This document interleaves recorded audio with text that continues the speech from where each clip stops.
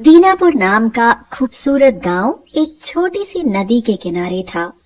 वहाँ शोभित नाम का एक लड़का अपनी माँ सरस्वती के साथ रहता था। जब वह छोटा था तभी उसके पिता की मृत्यु हो गई थी। आजा बेटा, नाश्ता कर ले और फिर स्कूल जा, देर हो रही है, मुझे भी कुछ करना है। ऐसे नहीं माँ, मैं ऐसे नहीं खाऊंगा। मुझे ये रूखी रोटी अच्छी नहीं लगती। मैं तो दूध के साथ खाऊंगा, मुझे दूध भी चाहिए। बेटा, वह हमारे यहाँ नहीं है। अच्छा रुक, अभी पड़ोस में बंसी के यहाँ जाकर देखती हूँ, उसके यहाँ दूध होता है। वह पड़ोस के बंशीधर के यहाँ जाती है और कहती है, भैया बंसी, मेरे शोभित को दूध के बिना खाना अच्छा नहीं लगता है, मुझे एक गिलास दूध रोज दे दिया करो। इसके बदले में तुम्हें हमारा काम भी करना होगा। मुन्ने की माँ बीमार रहती है और हम बर्तन धोने के लिए एक बाई की तलाश कर रहे हैं। तो ऐसा करो, तुम दोपहर को मेरे बर्तन धो दिया करना और उसके बदले में मैं तुम्हें दूध और कुछ रुपए भी दूंगा। ठीक है भैया। इसी तरह गांव में सबका एक दूसरे से कनेक्शन जुड़ा होता है। नगद रुपयों की बजाय सामान और काम करके भी काम चलाया जा सकता है। सरस्वती दिन भर मजदूरी करती और जब मजदूरी नहीं मिलती तो गांव में ही जिस किसी का काम मिलता तो कर लेती। शोभित को वह अच्छे अच्छे कपड़े पहनाती, अच्छा खाना खिलाती और स्कूल में पढ़ाती थी। तुम कितनी कमजोर हो गई हो माँ। जब मैं बड़ा हो जाऊंगा तब मैं तुम्हें कुछ भी काम नहीं करने दूंगा। मेरा राजा बेटा नौकरी करके रुपए लाएगा और मैं रानी की तरह बैठकर राज करूंगी। अच्छा माँ, मुझे एक अच्छी सी कहानी सुनाओ। फिर वह उसको अच्छी अच्छी कहानियां सुनाती थी। शोभित आराम से सो जाता था।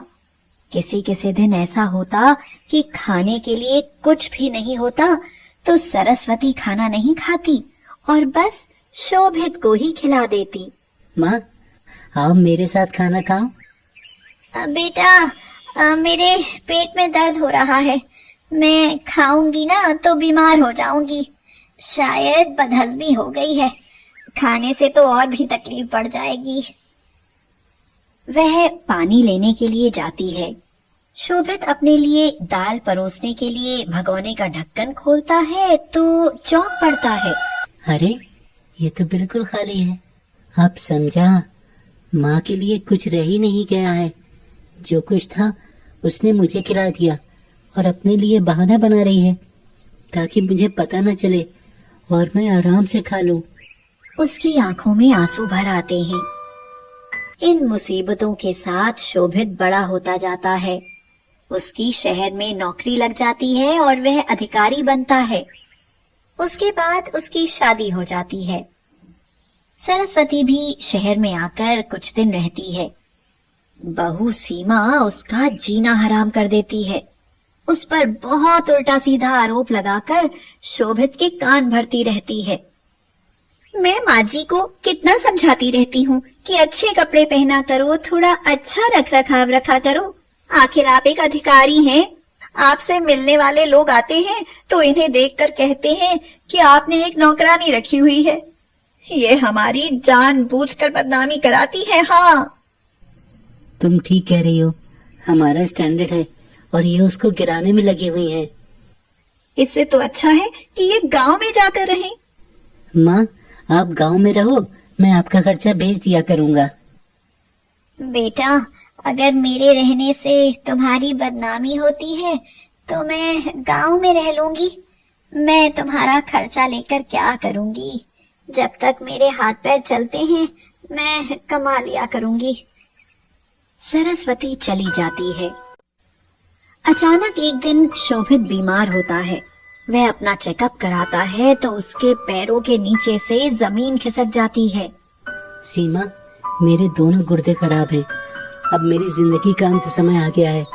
डॉक्टर ने कहा है अगर तुरंत गुर्दा नहीं बदला गया तो मेरी मौत भी हो सकती है। वह पूरी कोशिश करता है।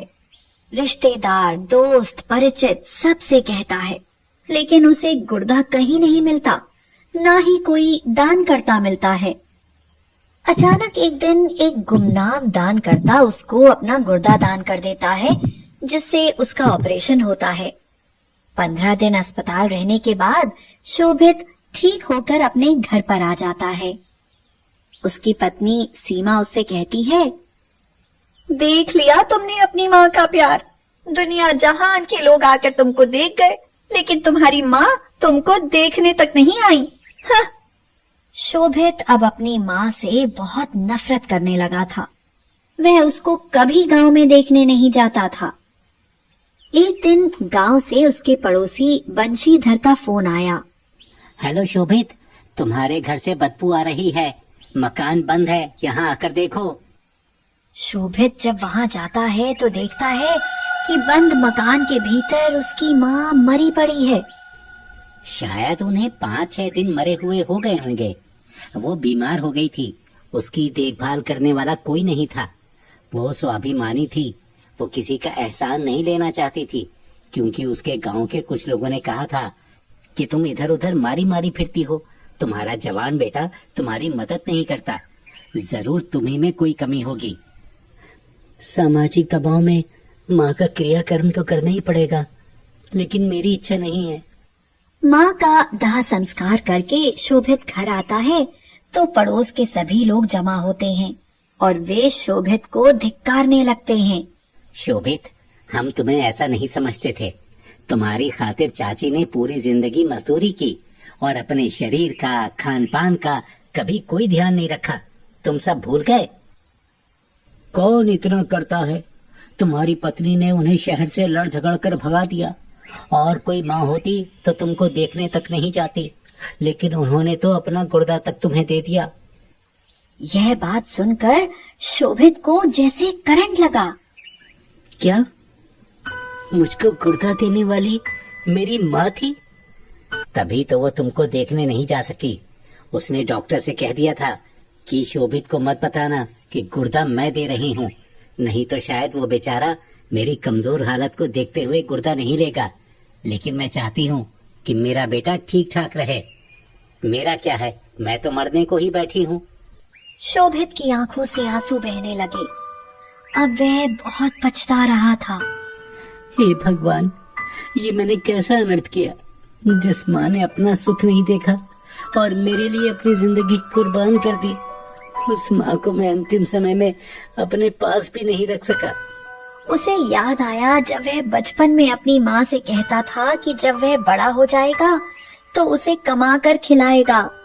तो माँ कहती थी कि उसकी नौकरी लग जाएगी तो वो रानी बनकर राज करेगी। अब शोभित बहुत पछता रहा था। वह जोर जोर से रो रहा था। माँ, मैंने तुम्हारे साथ बहुत गलत किया। अपने नालायक बेटे को माफ कर देना माँ, मुझे माफ कर देना। मैंने तो तुम्हें एक दमड़ी तक नहीं दी और तुमने फिर भी मेरे लिए जिंदगी कुर्बान कर दी। मैंने तेरे साथ दुश्मनों से बर्ताव किया माँ, मुझे माफ कर दे माँ, मुझे माफ कर दे। वह सिर पटक पटक कर रो रहा था, लेकिन अब सिवाय पछताने के क्या हो सकता था।